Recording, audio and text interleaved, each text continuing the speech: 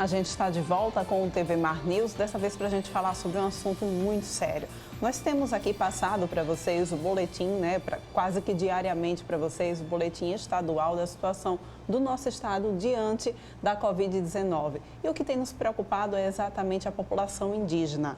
O boletim epidemiológico da Secretaria Especial de Saúde Indígena dessa sexta-feira, da sexta-feira passada, registrou 168 casos confirmados de Covid-19 em comunidades indígenas de Alagoas e Sergipe.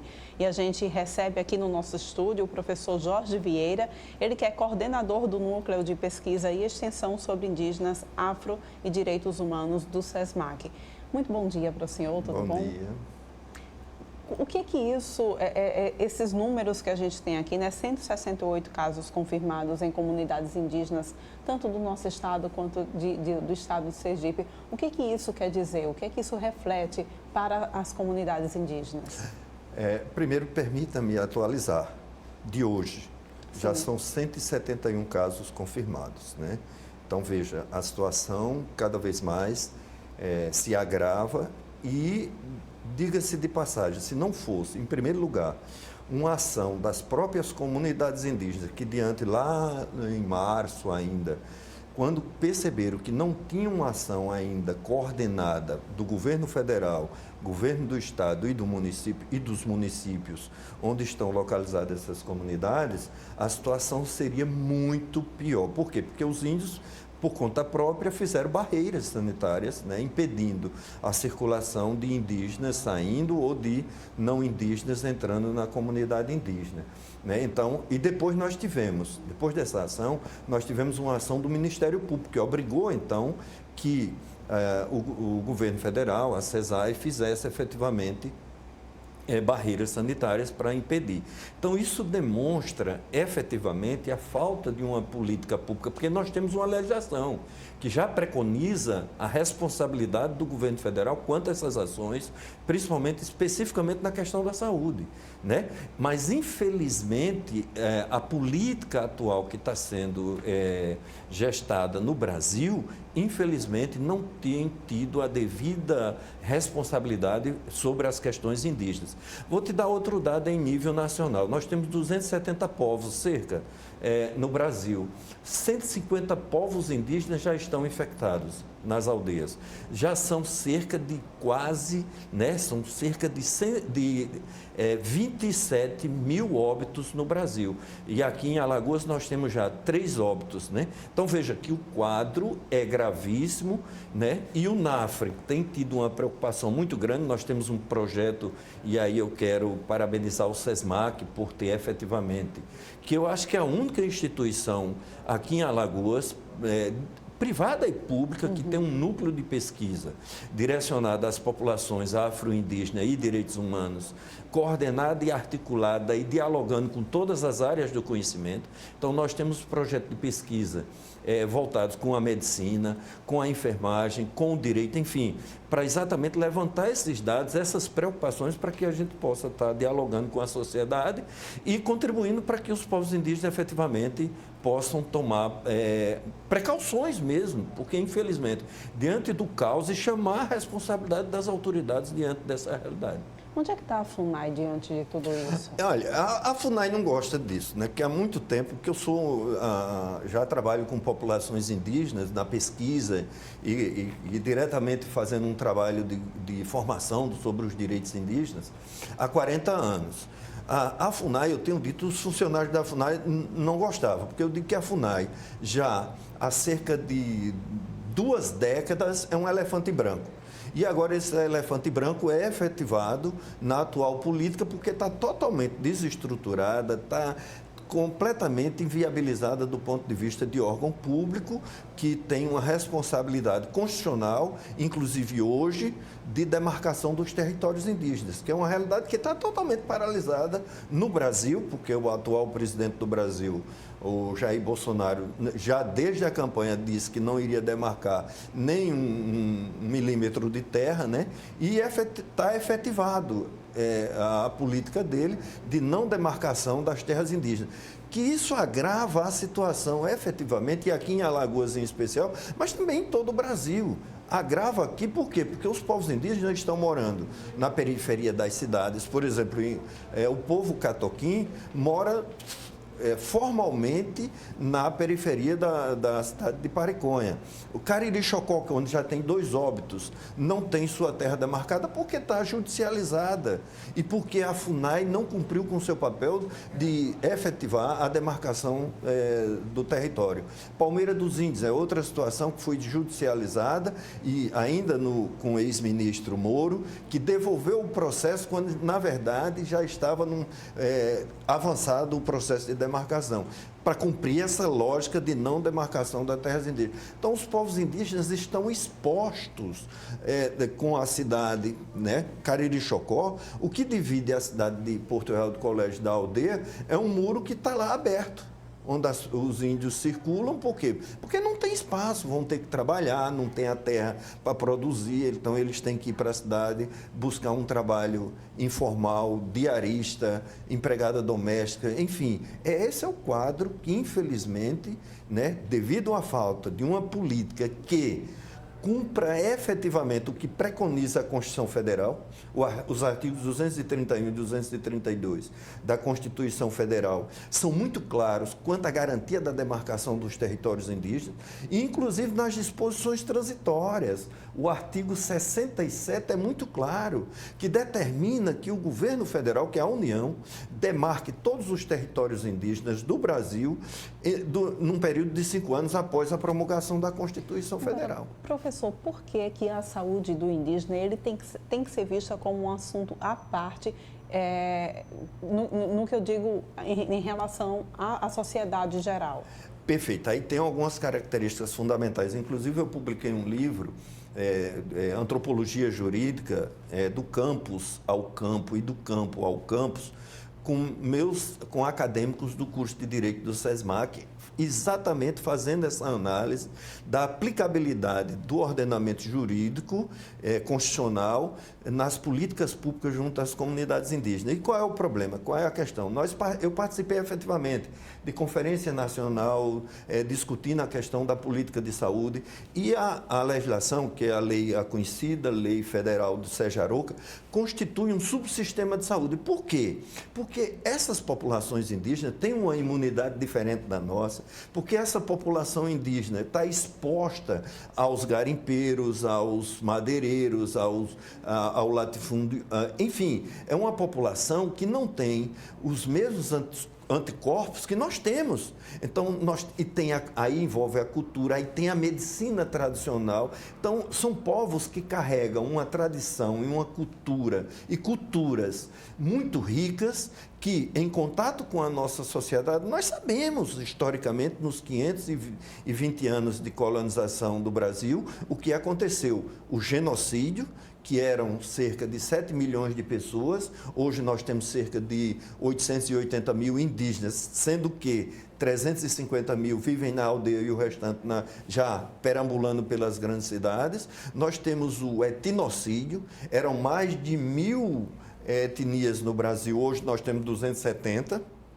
mais ou menos, e a expropriação do território. Então, é preciso foi por isso que nós discutimos lideranças indígenas, organizações não governamentais, o CIMI, as academias, as universidades em nível de Brasil. Nós efetivamente discutimos e acompanhamos todo esse processo, que finalmente o Sérgio Arouca, que era deputado do PCdoB pelo Rio de Janeiro e era um sanitarista da Fiocruz, efetivou, então, conseguiu aprovar a lei federal, que foi, por isso o nome a Lei Arouca, um subsistema que garanta equipes capacitadas, formadas diretamente para trabalhar com essas populações indígenas. Né?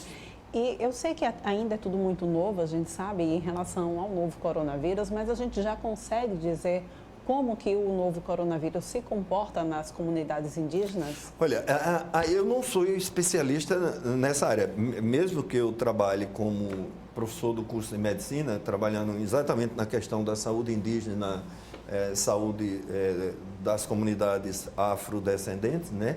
Mas a grande questão porque ele é avassalador. exatamente pelo problema da imunidade que essas populações não têm. Veja, no Brasil já são 155 povos infectados. Porque uma simples gripe, uma gripe, não precisa ser a Covid-19, não. Uma simples gripe já causa um estrago incomensurável numa comunidade indígena. Então, você imagine um vírus desse, que é desconhecido para a maioria da população, né? Desconhecido ainda. Não temos uma vacina efetivamente para combater esse vírus. Então, o que devemos fazer? A proteção dessas comunidades indígenas com políticas públicas sérias, comprometidas exatamente com a vida. E a gente sabe que o novo coronavírus, ele se dissipa muito rapidamente no meio ambiente e principalmente na transmissão de pessoa para pessoa, quando não há isolamento, quando não há um distanciamento. E esse distanciamento nas aldeias é impossível, eles vivem em comunidade, grupo, né? Toda a sociologia, antropologia que nós estudamos, pesquisamos e damos aulas sobre isso, uma característica fundamental, você muito bem colocou, é viver em grupo, né? Em todos os sentidos. E aí, esse é o grande problema, que o isolamento social não é uma prática cotidiana dos povos indígenas. Então, você tem que ter uma proteção territorial mesmo. Exatamente, para não deixar que o vírus chegue. Inclusive, as condições sanitárias também dessas aldeias. Como o senhor já bem citou, muitas dessas aldeias, muitos desses povos vivem na periferia das cidades, sem condições sanitárias, sem saneamento básico, enfim. É um ponto mais preocupante também para que a gente mantenha a limpeza? Eu defino tudo isso com uma única palavra, é um caos. Se você vai na comunidade Xucuru Cariri, da Fazenda Canto, na aldeia Xucuru Cariri de Fazenda Canto, não tem diferença nenhuma de uma favela. Se você vai para Porto Real do Colégio, idem. Se você vai para Caruazu, idem. Em Campinhos, no município de Pariconha, o caso que eu citei de Catoquém, inclusive Caruazu tem um óbito já, né? Oficialmente confirmado. Catoquém mora, é na ponta mesmo, na periferia da cidade de Pariconha e não tem território, inclusive, para plantar, para desenvolver e se reproduzir de forma física e cultural. Então, assim, definindo esse quadro, majoritariamente é um caos a falta de saneamento básico nessas comunidades indígenas. E o que é que a gente pede, então? O que é que vocês pedem? Olha, na verdade, é isso que eu tenho dito permanentemente, tenho escrito, né, e tenho veiculado. Estamos fazendo live, fizemos já 2 lives com lideranças indígenas, uma com Celso Xucuru Cariri, que é o pajé da comunidade Xucuru Cariri, outra com Antônio Calancó, para discutir as questões. Porque, efetivamente, não precisa ser criado mais lei, a lei já está clara, a Constituição é clara, a lei federal é clara. O que tem que ser é que os governantes, os gestores, executem uma política pública em todos os sentidos. Porque a questão da saúde envolve a questão da terra, envolve a questão sanitária, envolve a educação, as crianças, a questão da educação das escolas indígenas. Então, a criança sai, né, tem toda essa relação de liberdade da criança indígena, então está circulando por todos os lugares e é um instrumento também de contato com o vírus. Então, o que nós deixamos bem claro para a sociedade, né, como cidadão, como pesquisador, como alguém que tem trabalhado há mais de 40 anos com as populações indígenas e que temos lutado exatamente para que os governos federais, para que haja o governo federal, em articulação com os municípios e com o Estado, efetivem a política pública que preconiza a legislação brasileira. E a Organização Mundial de Saúde, que é extremamente importante, que tem base científica sobre essa realidade. Com certeza. Quando a gente fala exatamente sobre políticas públicas, né, eu tenho aqui um dado de que o Ministério Público Federal informou que a Justiça Federal liberou o valor de R$ 58.588,66 para o enfrentamento da Covid-19 nessas comunidades indígenas aqui entre Alagoas e Sergipe, né?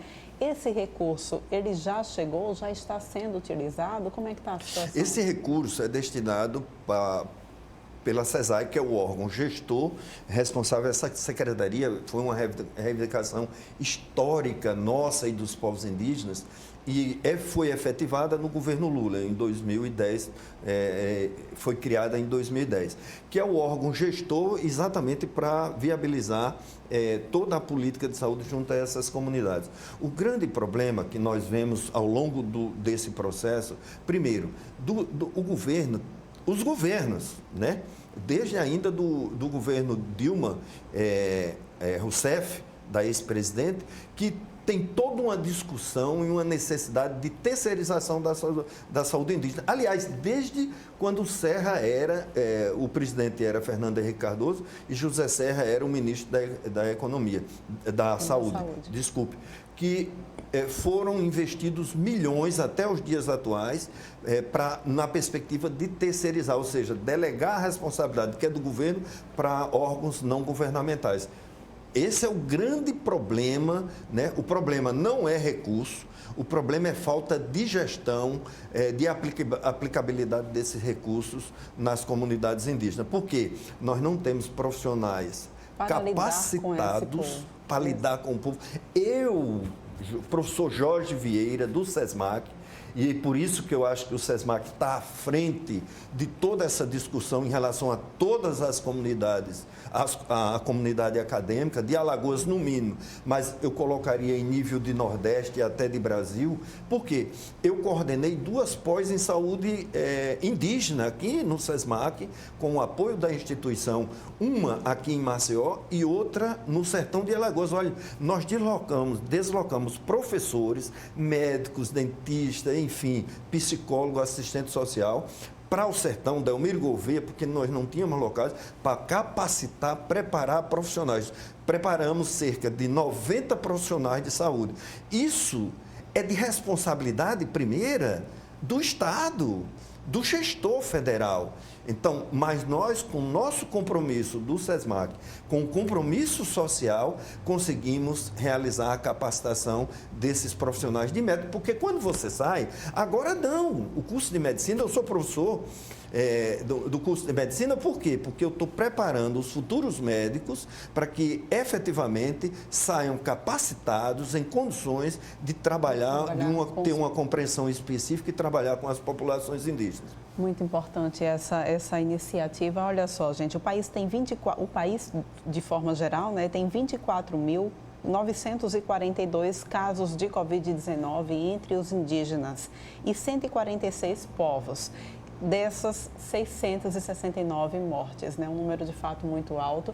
E eu queria já aproveitar então aqui, já que a gente está falando sobre o avanço do novo coronavírus nas comunidades indígenas, a gente aproveita também para passar para vocês como é que está a situação do novo coronavírus aqui no nosso estado. A gente tem aí o boletim que a gente tem passado para vocês, o boletim Covid-19, nós temos aqui 74.622 casos confirmados, desses 68.736 pessoas já se recuperaram dessa doença. Atualmente nós temos 1.049 casos suspeitos e, infelizmente, 1.793 óbitos confirmados aqui no estado de Alagoas. A gente tem informações para vocês de que Alagoas registrou mais 482 casos confirmados e 9 mortes por Covid-19 nas últimas 24 horas. O que chama atenção para mim, né, é que vou repetir o número de novos casos confirmados do novo coronavírus. 482 novos casos nas últimas 24 horas, né? Infelizmente, isso mostra que a gente infelizmente está avançando de certa forma aqui no nosso estado. Esse número tem sido alto pelos últimos dias, né? E a gente mostra aqui para vocês também um boletim da situação da ocupação dos leitos.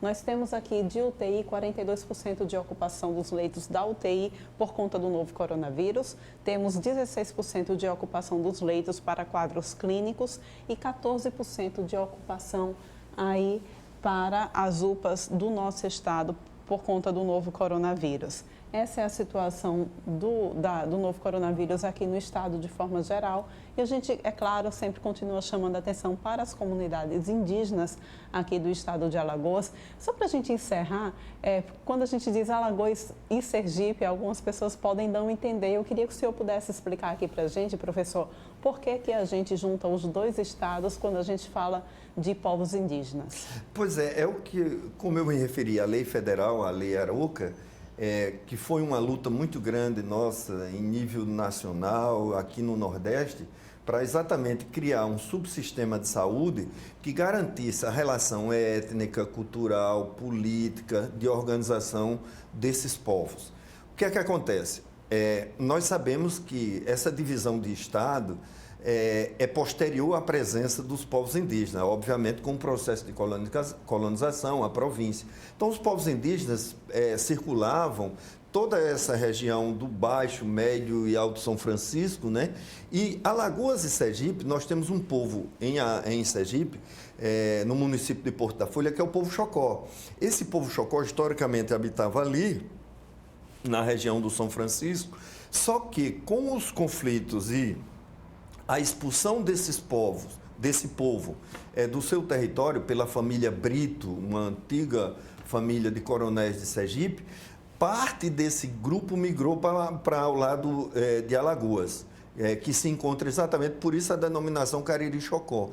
Quando nós formalizamos os distritos sanitários especiais indígenas, que são 34 em nível de Brasil, aí Alagoas e Sergipe é óbvio, porque o povo Chocó se relaciona com o Chocó de Alagoas, e aí a relação cultural, étnica, religiosa e política foi efetivada na garantia do Distrito Sanitário Especial Indígena. Outro problema, você me permita só para colocar também, que eu acho que é um problema seríssimo, é a questão afrodescendente, viu? Que eu acho que seria matéria para outro programa, que é um problema gravíssimo, o problema dos negros, pardos, enfim, porque a situação ainda é mais grave porque os negros não têm um subsistema específico como os povos indígenas. Então, se os índios estão vivendo nessa situação, imagina a população afrodescendente e os quilombolas de Alagoas.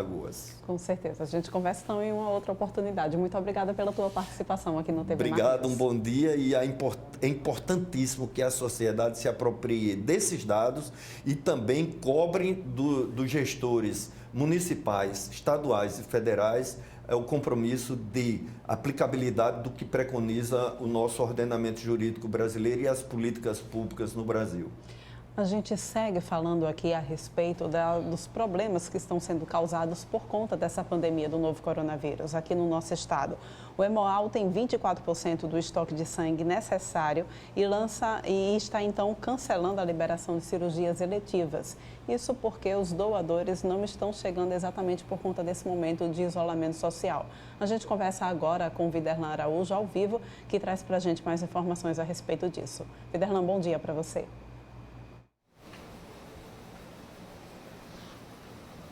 Bom dia, Paulane Santos. Bom dia para os telespectadores da TV Mar, o pessoal que nos acompanha pelo canal 525 NET Claro, o pessoal pelo portal Gazeta Web, pelo aplicativo TV Mar em qualquer ponto do planeta, com os recursos da internet. É um drama que o pessoal do Hemoal tem, inclusive, travado uma batalha diária, incansavelmente, para poder atrair um maior número de doadores desse período de pandemia, diante do baixo fluxo de sangue que possui em seu estoque. Fato, como você bem colocou, que já provocou a suspensão de cirurgias eletivas. E isso tem também prejudicado de uma forma direta as pessoas que precisam de sangue para a sua recuperação. Nós vamos conversar a respeito desse assunto com a Natasha Souza, ela que é assistente social, e vai explicar para nós aqui da TV Mar, canal 525 NET Claro, e também para os nossos internautas, como fazer para poder aumentar esse estoque de banco de sangue. As pessoas podem se dirigir para o local. Natasha, muito obrigado, inclusive, por nos receber, por nos aguardar. Eu gostaria que você falasse nessas informações iniciais o que é preciso fazer. Todos podem comparecer aqui ao Hemoal. Bom dia, população alagoana. Todo mundo vai ser bem-vindo ao Hemoal. O Hemoal aqui do Trapiche, ele está de portas abertas para receber você que tem essa vontade de salvar de 3 a 4 vidas.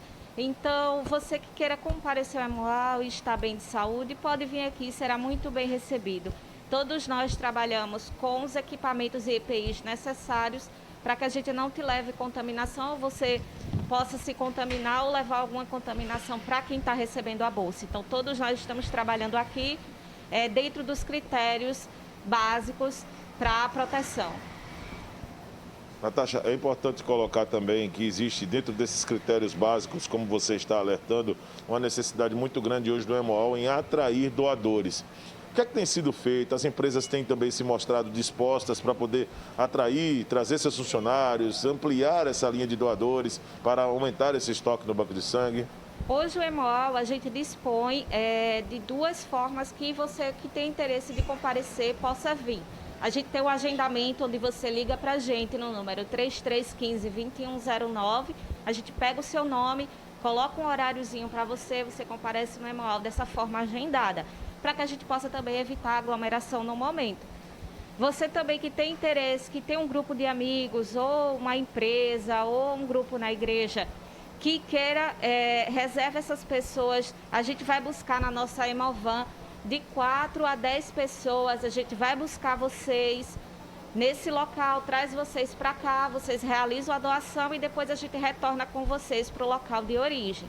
Vocês precisam também ligar para a gente para poder mandar um ofício no nosso e-mail.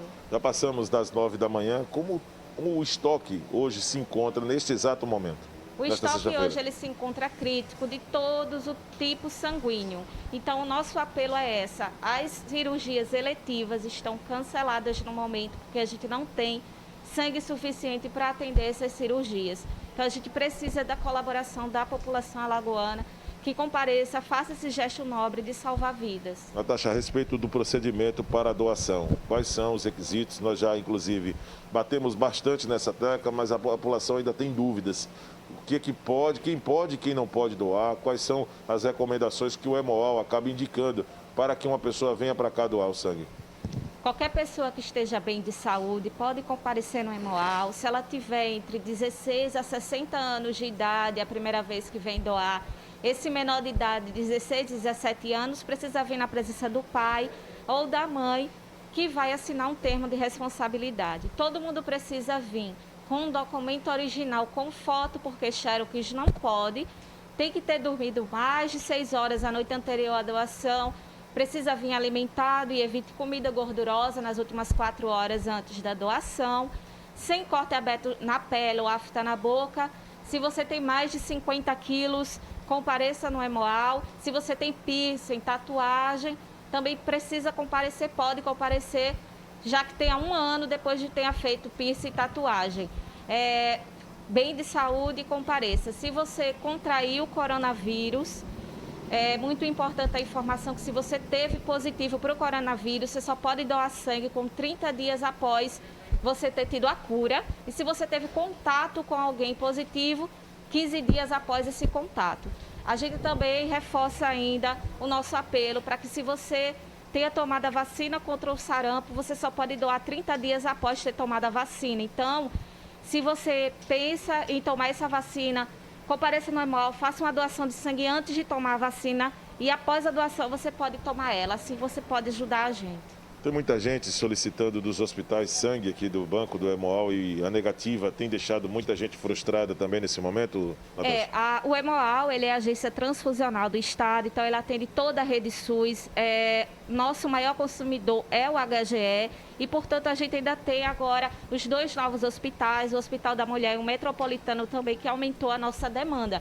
Então, a nossa demanda aumenta, as pessoas deixaram de vir doar por conta da pandemia, mas as pessoas também, por outro lado, não deixaram de se acidentar ou de precisar fazer uma cirurgia. Então, o nosso estoque ele diminuiu por conta disso e a gente precisa estar aqui apelando para a colaboração da população alagoana. Nós temos muitos super-heróis, só para a gente finalizar, Natasha, né, que são aqui como nós, aqui seres humanos. Para quem já doou sangue e gostaria de doar novamente, qual o intervalo para homem, para mulher, para poder fazer uma nova doação diante desse quadro? Muitas vezes o telespectador está em casa e diz, eu já doei esse ano, mas eu não sei qual é o prazo. Será que eu posso doar novamente? Então, o que é que se recomenda para esse super-herói que muitas vezes acaba querendo ajudar a salvar vidas, que é uma missão de todos os representantes da sociedade? O homem, ele pode doar 4 vezes no ano. A dica é dividir o ano por 4, que dá de 3 em 3 meses, é esse o intervalo. E a mulher pode doar 3 vezes no ano, de 4 em 4 meses. Mas se você comparecer no Hemol e fazer 2 doações no ano, você ajuda muito o nosso estoque não baixar. O nosso estoque não baixa quando o doador ele retorna para fazer novas doações. Além de você salvar de 3 a 4 vidas, você ainda atualiza a tua sorologia. Então fica sabendo como é que está o seu estado de saúde.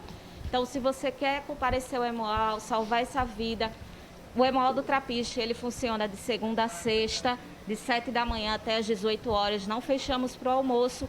E no sábado é de 7h30 até as 5 horas. Também temos o Hemol de Arapiraca, no centro de Arapiraca, que funciona de 7 da manhã até as 5 horas de segunda a sexta. Importante. Muito obrigado, Natasha, pelas informações e vamos torcer que o banco de sangue do Hemol ele passe a ficar ainda preenchido por ter esse papel relevante para a sociedade. Muito obrigado. Obrigada a vocês. E Porlane, essa é a situação que nós estamos retratando aqui, mostrando para o nosso telespectador da questão do baixo fluxo de sangue no banco do Hemol, que acaba também servindo como ponto de abastecimento para pelo menos 3 hospitais aqui na nossa capital, entre eles o Hospital Geral do Estado, que tem uma alta demanda por atender serviços não só da capital, mas também as transferências do interior do estado. As cirurgias eletivas estão suspensas pelo baixo fluxo de sangue aqui no banco do Hemol. E aí uma dica que fica muito importante para todos, né? Se temos um caráter social, por que não nesse momento também que se respira politicamente as questões relacionadas ao interesse da sociedade, onde se já tem pré-candidatos sendo lançados, por que não juntar essas lideranças e fazer também esse trabalho social que é muito importante nesse quadro crítico, um quadro emergencial, um quadro que requer a participação coletiva da sociedade para salvar vidas, porque todos nós já sabemos, doar sangue significa doar vidas. Eu estou com o repórter cinematográfico Francisco Nogueira, pelas ruas da capital alagoana. Estou deixando um grande abraço para você, para toda a equipe aqui da TV Mar, canal 525, NET Claro, o pessoal que nos acompanha pelo portal Gazeta Web e pelo aplicativo TV Mar.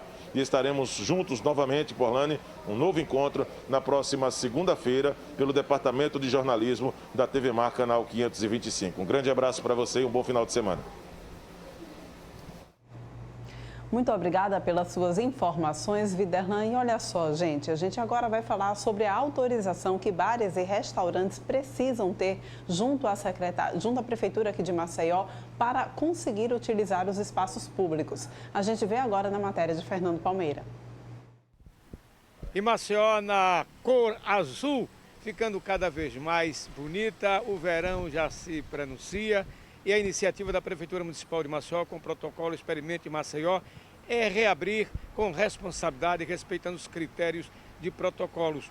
O que acontece com a Secretaria de Esporte e Lazer, com outras secretarias no trabalho conjunto, para que Maceió volte a ter vida em bares e restaurantes similares, aproveitando ao máximo todos os espaços, sem fazer com que haja tanta aproximação e aglomeração de pessoas. Vamos conversar sobre isso com Jair Galvão, secretário de Esporte e Lazer. Ele nos fala sobre como está sendo esse momento da reabertura em Maceió. Bom, a Prefeitura, a partir de uma série de protocolos, né, acompanhando o plano de distanciamento social e segurança sanitária, junto com o governo do estado também, né, conseguiu já permitir a retomada de várias atividades, né, praticamente a maioria já conseguiram voltar, mas voltaram com responsabilidade, com segurança. E é para isso que o protocolo Experimente Maceió serve, né? Para que o turismo, para que os bares e restaurantes, para que as transportadoras turísticas, os espaços públicos, os atrativos turísticos de Maceió estejam disponíveis para a população e também para os turistas que já começam a vir aqui para a cidade, mas que eles se sintam seguros e que a gente consiga combater e prevenir o coronavírus. Então tem uma série de medidas que estão postas, a gente sempre convoca a população a fazer sua parte para que juntos a gente consiga continuar avançando sem precisar retroagir e consigamos superar essa crise do coronavírus. Essa ampliação pode-se utilizar em calçadas e estacionamentos, desde que atenda os critérios legais e as determinações do protocolo Experimente Maceió? Exatamente, né? Um dos destaques, na verdade, uma inovação até de urbanismo de Maceió, é a permissão durante a pandemia para que bares e restaurantes utilizem calçadas e até espaços de estacionamento para a colocação de mesas e cadeiras e prestar o serviço ao ar livre, né, permitindo a circulação natural de ar, né, e a frequência maior das pessoas, já que foi um setor extremamente impactado, né, as pessoas se sintam mais à vontade em estar no espaço aberto. Então a Prefeitura fez uma relação de toda a cidade, das ruas, logradouros, que é permitido a instalação de mesas e cadeiras, fez um sistema online, né, que eu posso dizer que é o retomada.maceo.al.gov.br, onde as pessoas podem automaticamente fazer sua solicitação e aí ter a permissão para utilizar esses espaços e operar os restaurantes nesse formato. Nesse momento, várias secretarias estão também fazendo parte desse grande trabalho. Sem dúvida, é um GT, um grupo de trabalho de inovação, onde a gente discute diversos temas, tanto durante a pandemia como pós-pandemia, né, uma vez que a cidade ela dificilmente volta a ser a mesma, né? Novas medidas precisam ser instaladas, a inovação ela precisa acontecer, ela foi antecipada e com isso a gente vai fazendo uma cidade melhor, né? Uma cidade mais adequada a essa nova realidade, principalmente enquanto não sai uma vacina. Então, serviço de qualidade, mas serviço seguro para a população e para o turismo. Álcool em gel, máscara e acima de tudo o distanciamento de 2 metros, 1,5 metro e tudo demarcado como manda o protocolo? Sem dúvida nenhuma, desde a chegada até a espera, com marcação no piso, sinalização e placas informativas, procedimento de servir dos garçons, o acesso ao banheiro, distanciamento entre cadeiras ou a mesa, 1,5 metro entre cadeiras, 2 metros a cada mesa, e com isso a gente consegue ter um pouco mais de segurança em usufruir esse serviço. É importante também dizer, nos sistemas de rodízios de bares e restaurantes, né, tem que haver uma revisão do formato como é servido o espeto, tem que levar o carrinho, tem que ser porcionado fora da mesa para que não haja troca de salivas. Os bufês têm que ter protetor salivares, os caixas com barreira de proteção para o atendente e para o cliente na hora do pagamento, e com isso a gente vai se adaptando, se adequando, mas voltando à realidade e à movimentação da economia, que é muito importante para todos. Quais os critérios para que o empresário se habilite? Basta entrar, é muito simples, basta entrar na internet, no site www.retomada.maceo.al.gov.br. Lá vai ter uma orientação visual, inclusive uma apresentação de como utilizar a calçada, seja próxima à calçada, colocar as mesas próxima à fachada do restaurante, ou na faixa de serviço próximo ao meio fio, desde que não impeça o fluxo de pedestres, ou nos estacionamentos. Então tem tudo lá explicado e basta preencher um formulário. Se seu logradouro tiver disponível já no mapeamento da Prefeitura, a autorização instala automaticamente com o QR Code que deve ser apresentado à equipe de fiscalização. A vida volta ao normal, principalmente em Maceió, a nossa amada capital, já nessa fase de cura azul. E cabe a cada um de nós, além dos empresários, estarmos atentos e cumprir à risca todas essas determinações desse protocolo Experimente Maceió. Com as imagens de Chico Nogueira, Fernando Palmeira, para a TV Mar da organização Maradona de Melo, no canal 525 da NET, claro. E com essas informações a gente vai encerrando o TV Mar News de hoje. Muito obrigada pela tua companhia durante essa manhã. A gente volta a se encontrar na segunda-feira, às 8h30, aqui no teu canal 525 da NET, claro. Um beijo grande, tenha um excelente final de semana e até lá.